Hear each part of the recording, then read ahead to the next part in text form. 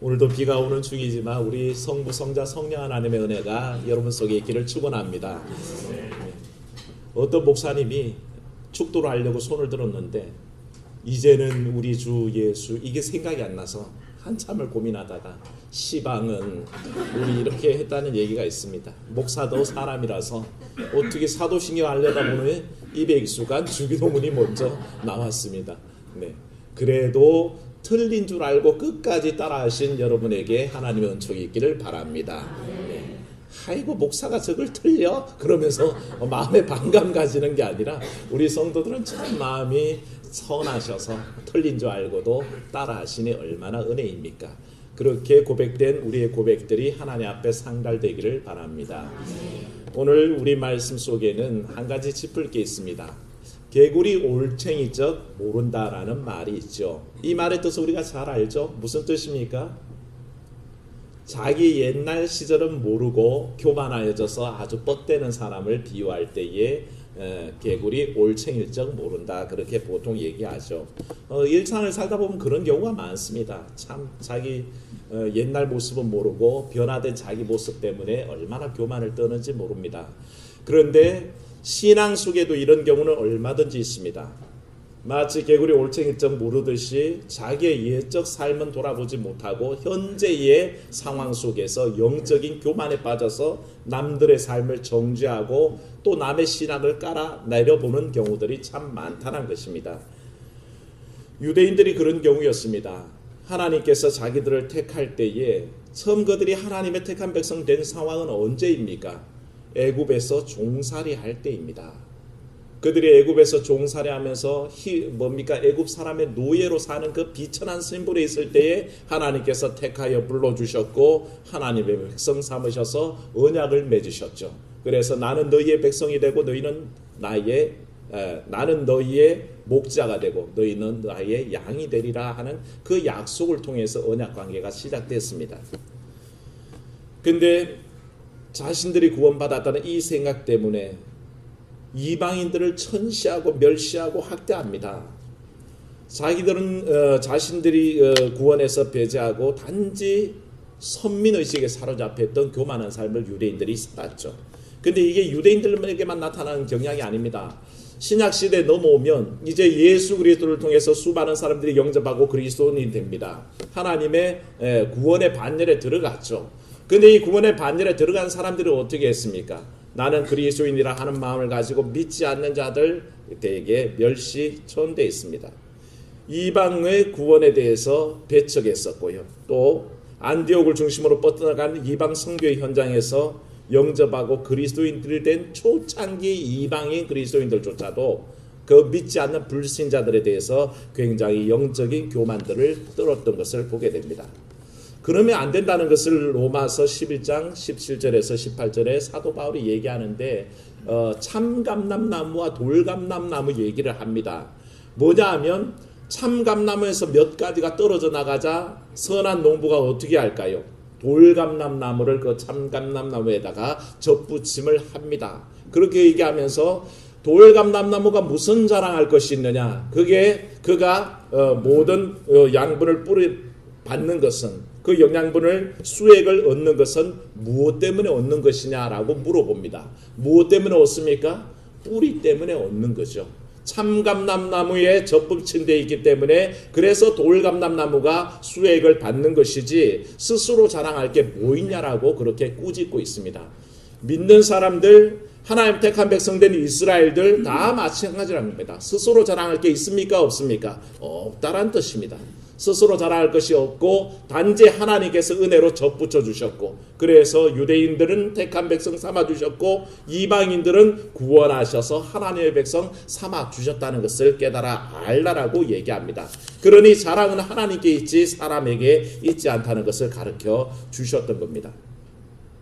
교만을 떨 이유가 없습니다. 그래서 택한 백성이라면 믿는 사람이라면 그리스도인이라면 어떻게 하라라고 정해주신 게 오늘 말씀 속에 나타나 있습니다. 그 말씀 속에서 우리가 첫 번째 권고는 뭡니까? 정의를 지켜 의를 행하라라는 권고를 듣게 되고요. 두 번째는 뭐냐 하면 안식일을 지켜 더럽히지 말라는 것입니다. 그리고 이 안식을 굳게 잡는 사람들이 복이 있다라고 그렇게 성경은 말하고 있습니다. 안식일을 잡는 것 굉장히 중요합니다. 다시 말해서 주일 지키는 것, 내가 하나님께서 정하신 날 하나님 앞에 온전히 드리겠습니다 하는 그 마음은 변치 않아야 할 마음입니다. 그래서 여행 중에서도 어디를 나아갑니까? 가까운 교회를 찾아가는 겁니다. 명절에 고향에 방문했을 때도 예배를 쉬는 게 아니라 어디로 나갑니까? 고향교회로 나가서 예배하는 겁니다. 내가 주일만큼은 절대 놓치지 않겠다는 그 마음이 있는 사람이 사실은 택한 백성이요 택한 그리스도인이라고 오늘 말씀은 강변하고 있습니다. 또 6절 말씀에 보면 여호와와 연합하고 그를 섬기고 그 이름을 사랑하고 그 종이 되고 그 언약을 굳게 지키는 것이 바로 하나님의 택한 사람들의 본분이라는 것입니다. 따라합시다. 본분. 본분이 뭡니까? 마땅히 행해야 할 바입니다. 우리는 인간으로서 살아가면서 얼마나 많은 본분에 사로잡혀 있습니까? 내게 주어진 본분이 있다는 것입니다. 아버지로서의 본분을 다 감당한 사람은 자식들 앞에 떳떳합니다. 어머니로서의 자기의 본분을 다한 사람은 어떤 경우에도 떳떳합니다. 본분을 다하지 못한 사람들은 자식 앞에서 부끄럽게 되죠.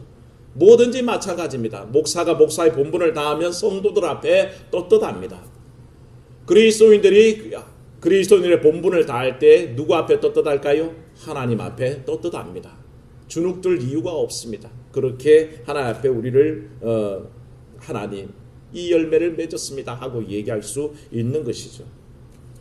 그래서 우리는 이 본분 지키는 삶에 최선을 다해야 되는데 하나님께서 오늘 말씀을 통해서 이 본분에 관해서 우리에게 강조하고 계시고 그런 삶을 살아내라고 얘기하시는데 이 이사야 56장의 배경은 이스라엘이 바벨론에 포로됐다가 이제 돌아올 즈음입니다. 새 희망을 가지고 새 나라에서 회복된 예루살렘, 회복된 이스라엘에서 새로운 비전을 가지고 살게 될 백성들에게 주시는 말씀인데 이 새로운 백성들에게 하는 말씀을 쭉 읽어가다 보면 3절부터 시작해서 6절에 가면 딱 흠칫 놀라게 됩니다.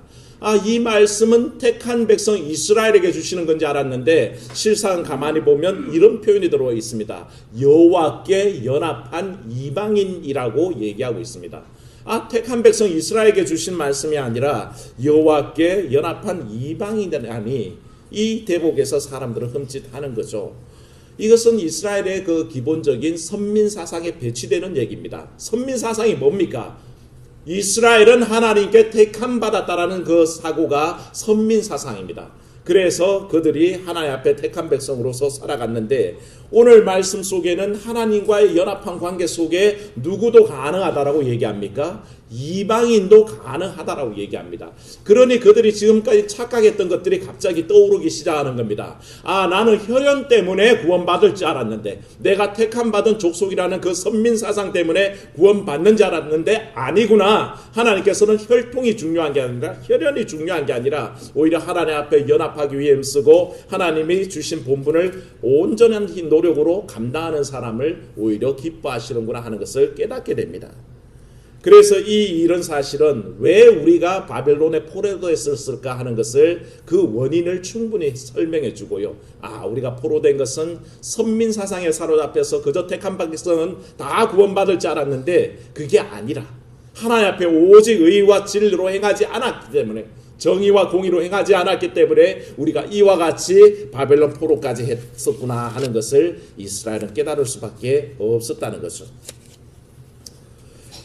과거 유대인들은 철저하게 구분지었었습니다.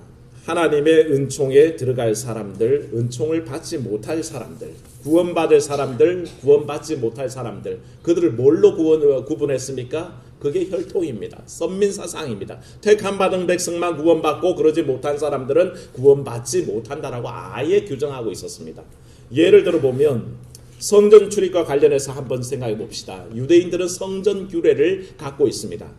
그래서 장애인이 성전에 들어갈 수 있습니까? 아니요, 그들은 규례로 성전에 들어갈 수 없다라고 했습니다.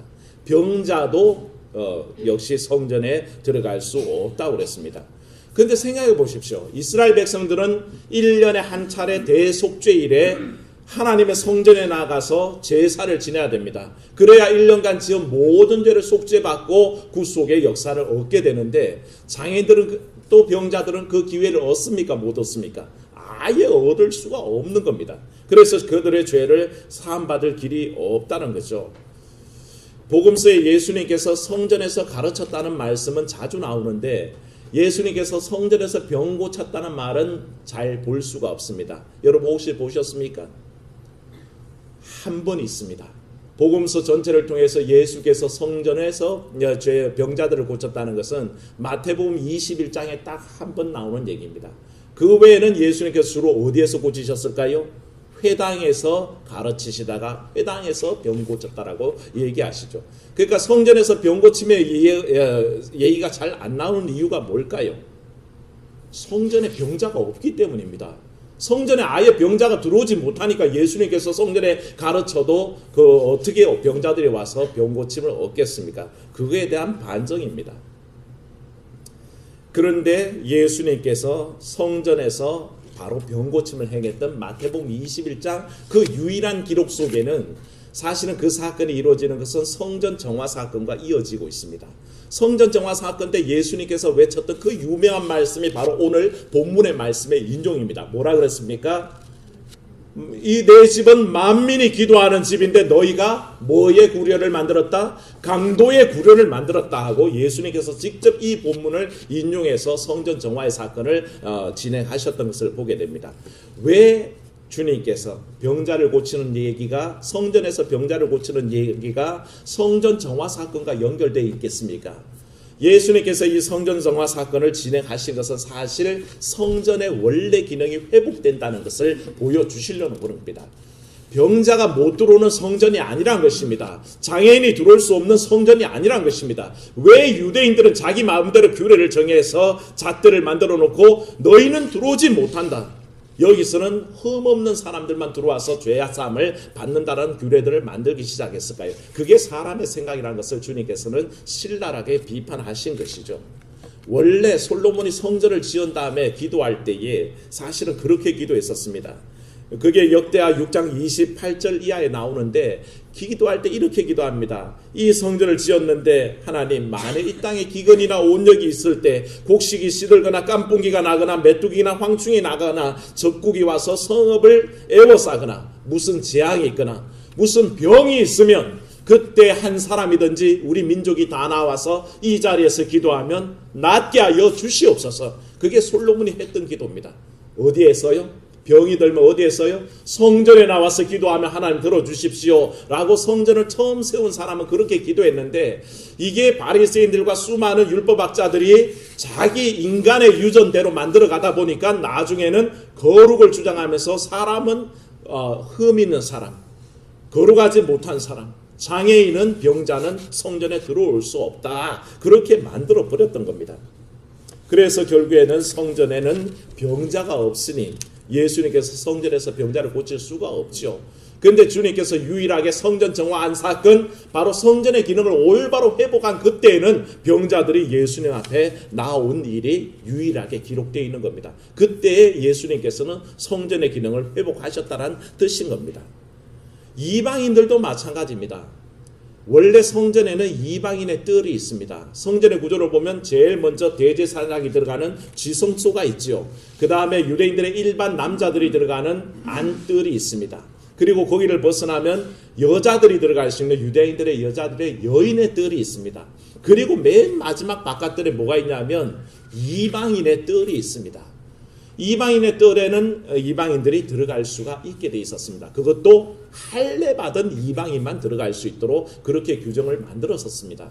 그런데 그 이방인의 뜰에 들어가서 이방인들이 자기 죄를 자복하고 회개하며 하나님의 은총을 받을 기회가 있었는데 그때 성전 정화 사건 당시에는 온갖 장사치들이 어디에 들어와 있었냐면 바로 이 이방인의 뜰을 가득 메우고 있었던 겁니다. 이방인들은 들어갈래야 은총을 구할래야 구할 자리가 없는 것입니다. 그래서 주님께서 그 이방인의 뜰을 확 뒤엎어 버리신 것인데 사실은 주님께서 내 집은 만민이 기도하는 집이라 이 말씀을 인용할 때에 이 이사야서 56장을 통째로 알고 계실까요? 모르고 계실까요? 알고 계십니다. 예수님은 아주 성경에 박식한 분이거든요. 이 내용을 다 아시면서 이 얘기를 할 때 예수님께서 성전을 정화하는 그 이유의 정당성을 얻기 위해서 잠깐 인용하신 게 아니란 것입니다. 바로 그 문맥 전체에 담겨있는 이방인 선교의 비전을 주님께서 확정하시기 위해 그 얘기를 하시는 겁니다. 그리고 결국에는 이방인의 뜰이 이방인이 구원받는 장소가 아니라 거기에 온갖 장사치들이 들어와서 이방인은 들어올 기회조차 없게 만들어버리니 주님께서 그것을 싹 쓸어 엎어버리시고 이 집은 만민이 기도하는 집이지 강도의 구렬이 아니다라고 그렇게 말씀하셨던 것을 보게 됩니다. 점점 더 이방인에게 베풀어졌던 그 이방인의 뜰 선교의 현장이 사라져 갔다는 것이죠. 그 반증이 어디에 나타나면 사도행전 21장에 보면 사도 바울이 예루살렘 성전에 들어갔다가 붙잡혀 죽을 뻔합니다. 제가 가끔 성전의 떨이라 그래도 이해해 주십시오. 제가 어쩔 수가 없습니다. 예. 하루는 성전 뜰에 이제 바로 이 바울이 들어갔는데 사람들이 붙잡아가지고 죽이려고 그래요. 이유인즉슨 헬라 사람들을 데리고 성전에 들어왔다는 겁니다. 오해죠. 하루는 바울이 그 헬라 사람들을 친구들을 데리고 예루살렘 성읍에 들어온 적이 있습니다. 성읍에는 얼마든지 율법이 들어올 수 있게 놨습니다. 그런데 이방인들이 들어올 수 없다는 자기들의 규정 속에 바울이 성전의 뜰에 바로 이방인들을 데려왔기 때문에 돌로 쳐 죽이려고 하는 일이 있었습니다. 이 반증이 뭐냐 하면 예수님 이후 시대는 아무도 이방인들의 출입할 수 없게 막아뒀다는 것입니다. 이방인들이 들어와서 자비를 구하고 구원을 받아야 될 그 장소에 누가 들어와 있었다고요? 장사치들이 들어와 있었고 환전상이 들어와 있었고 그래서 강도의 구절처럼 변해 있는 모습이었다는 것을 우리가 보게 됩니다. 이것이 유대인들이 갖고 있는 생각과 하나님의 뜻과의 차이였습니다.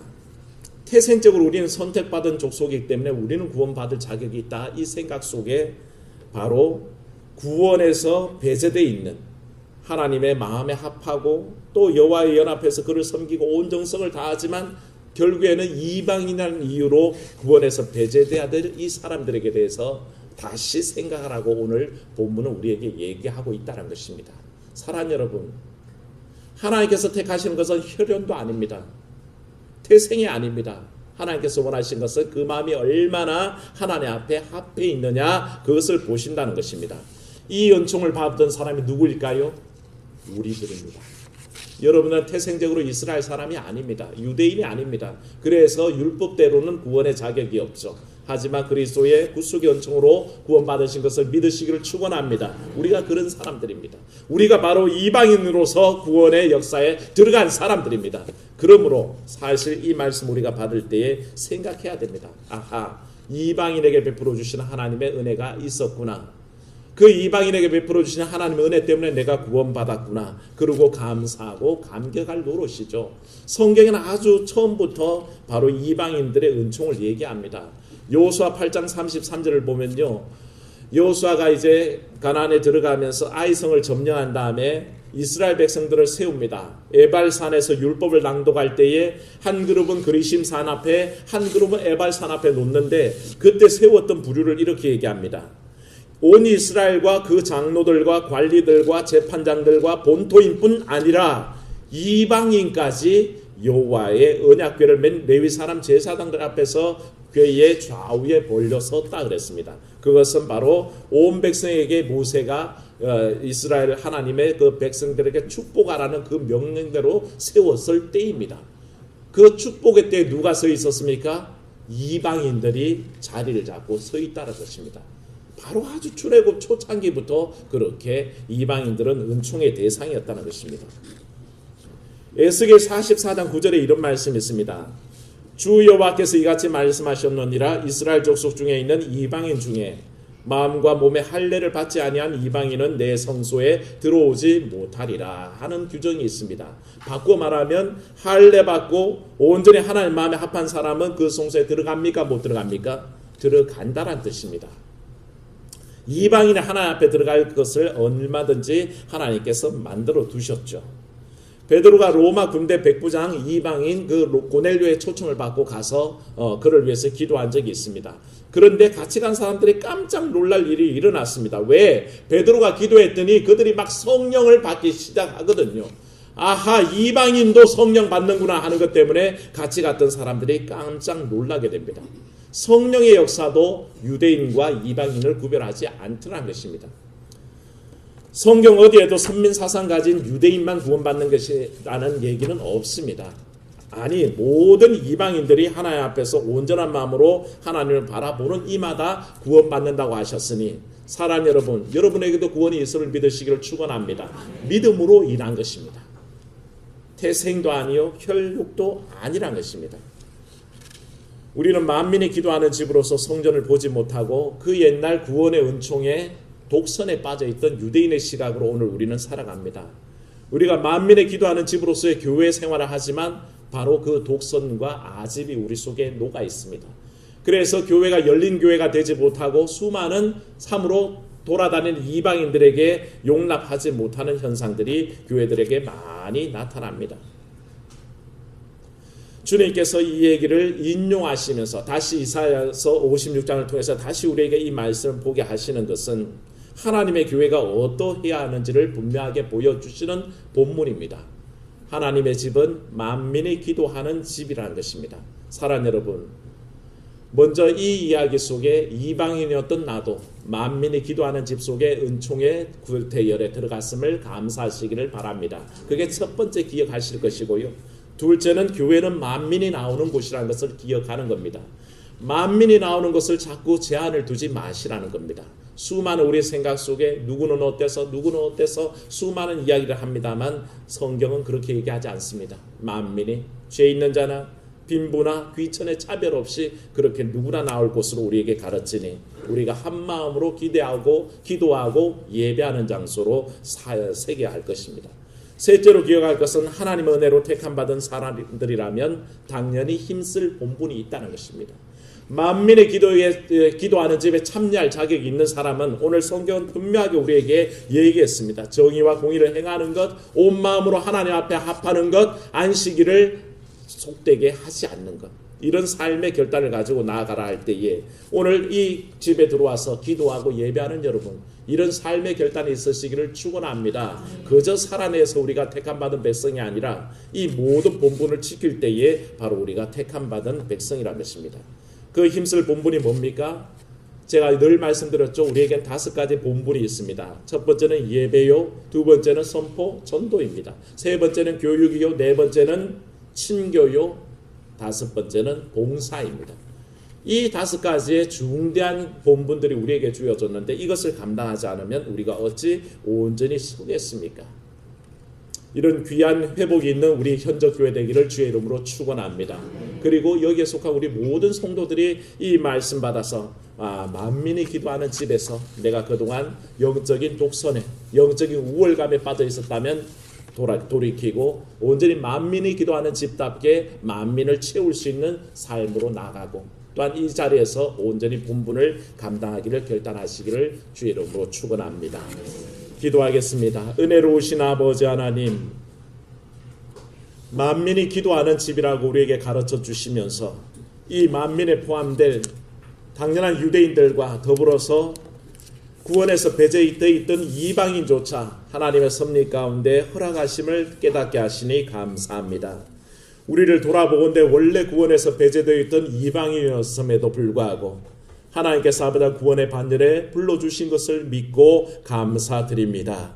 아버지 이 감격을 누리고 살아갈 때에 하나님 우리의 삶 속에 영적인 독단들, 영적인 교만함들, 우월감들 다 배제하게 하시고 오직 아버지 만민이 기도하는 집으로 허락하시는 주의 그 뜻과 은혜를 체험하게 도와주시옵소서. 그래야 아버지 이 현적교회는 어느 누구나 오는 자리가 되게 하시고 어느 누구나 구원의 자리가 되게 하시고 어느 누구나 예배하는 자리가 될 수 있도록 주여 축복하여 주시옵소서.